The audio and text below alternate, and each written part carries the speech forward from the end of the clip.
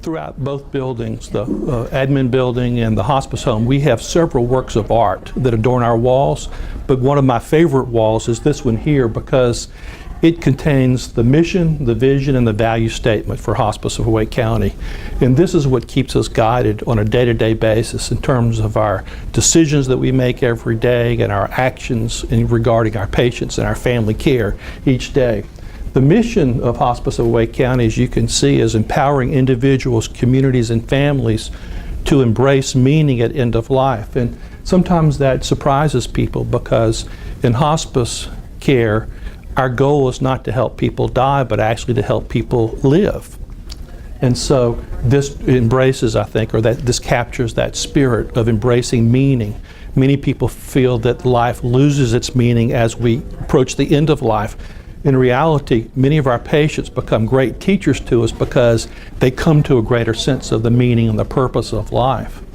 The vision statement of Hospice of Wake County is to be a leader in creating access and providing comprehensive end-of-life care. And what's important about that is the fact that we talk about end-of-life care broadly. Many times people associate end-of-life care with hospice only, and actually end-of-life care refers to addressing many questions about ourselves as we age. Where do I want to live? How do I want to be cared for? How do I want to be remembered after I'm gone? How do I want to provide for my loved ones? So we want to be a leader in creating access to end-of-life care broadly. And we speak to that with some of our other programs in addition to hospice, like our palliative care program and our home health program. And then lastly, our corporate values are compassion, respect, teamwork, and commitment. And those are the values that we follow, not just in regards to our patient and family care, but in regards to our dealings with each other, and also in terms of key decisions. Whenever we're sitting around in a meeting, grappling with difficult decisions that require lots of thought and lots of input, invariably somebody will go back to this statement of values and ask the questions. What is the most compassionate thing to do in this case? What's the most respectful thing, or the action that reflects our commitment to our mission, and of course involves our teamwork. What I'd like to show you next is a very important part of the Administrative and Community Services building, and that's our Horizons Grief Center, which indeed is one of our gifts to the community. Come on this way.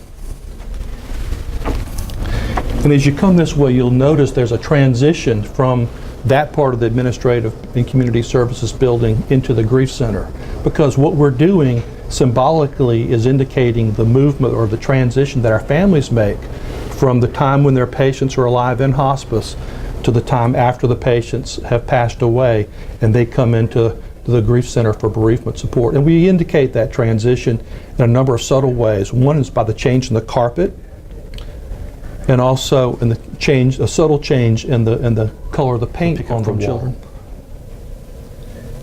And in this room we have a variety of features. We have our sand tray, we have a dollhouse, we have stuffed animals, we have puppets, we have lots of action figures, because one of the misconceptions that people often have about children in grief is that children do grieve very strongly.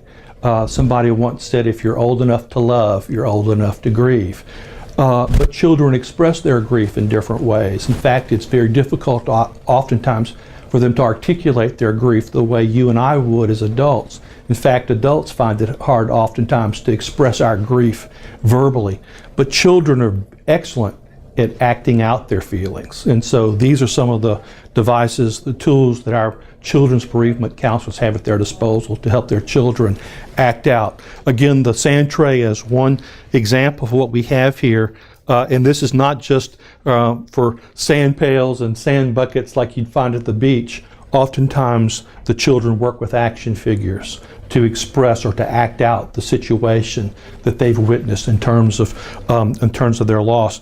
I remember one of our children's bereavement counselors shared with me one time a story. She was working with a child, and the child had been present at the home when the parent died, and so she gave him a few little action figures, and he said, I don't have enough.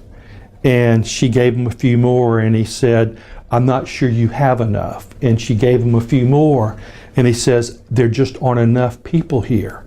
And she says, well, what do you mean? And he says, well, when my mama died, all those people came.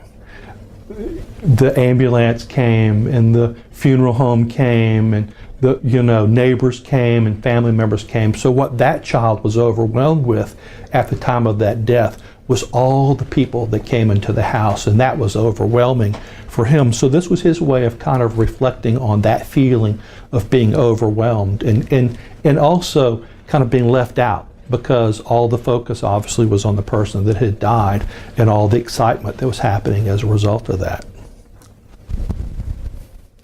Just as important as the 3 buildings on our campus is our grounds. And throughout the campus we have 12 individual garden spaces that were lovingly designed to be of support and comfort, not only to our staff and volunteers, but also to our patients, to their families, and to their visitors as well. Of course, our whole campus is 8.7 acres, and again, we've got lots of space that people can roam to have a sense of freedom and have a sense to be in touch with nature and to enjoy nature's restorative and healing powers. This particular garden is what we call our memory garden. It's immediately in front of our sanctuary, and it was lovingly donated by the Newcomb family of Bo Newcomb. And one of the reasons we call it the memory garden is that this is where our initial installment of memorial bricks has been placed. We now have close to 700 individual bricks that are in place here. And of course, these were placed by individuals or sometimes businesses, either in memory or in honor of somebody special to them.